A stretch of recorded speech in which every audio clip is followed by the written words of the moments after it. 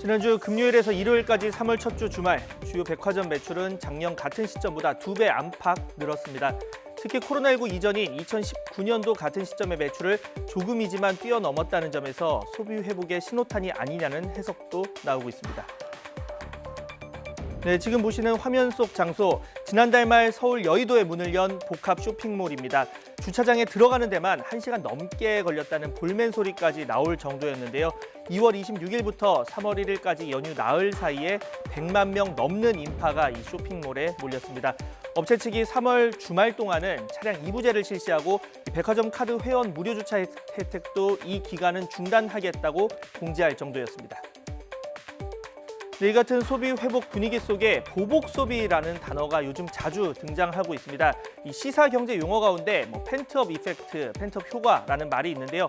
어떤 이유로 억눌렸던 수요가 급속도로 살아나면서 기존보다 오히려 더 분출되는 걸 말하는데 이 펜트업 효과에 소비라는 개념을 더한 겁니다. 네, 이 같은 보복 소비 탓일까요? 특히 고가의 명품 매출 증가폭이 최근 두드러졌습니다.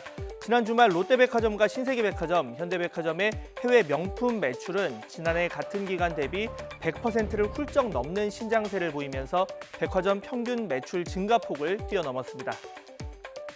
네, 물론 마스크 쓰고 발열 체크도 하지만 방역 우려가 나올 수가 있겠죠.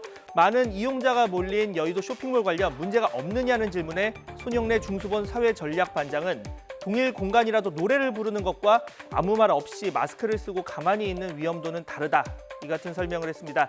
특 1급 위험시설로 보기는 아직 어렵다는 건데요. 다만 지난 5일부터는 동시 출입 가능 고객 수를 30% 줄이고 이 환기 증가나 판촉 행사 중지 같은 추가 조치가 이뤄지고 있다고 덧붙였습니다.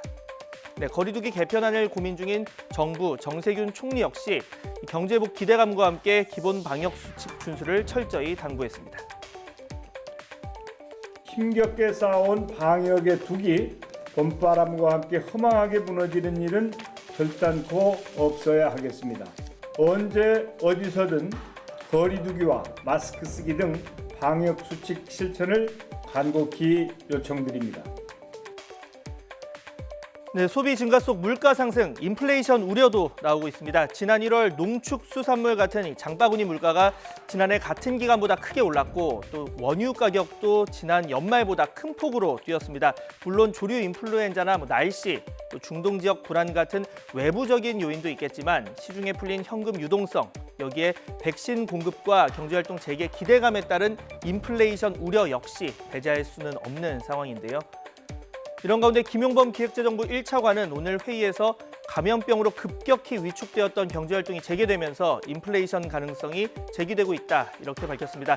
올해 들어 벌써 4번째 관련 언급인데요. 경제 회복과 물가 급등 우려가 공존하는 만큼 관련 변동성을 예의주시하겠다는 뜻으로 풀이되고 있습니다.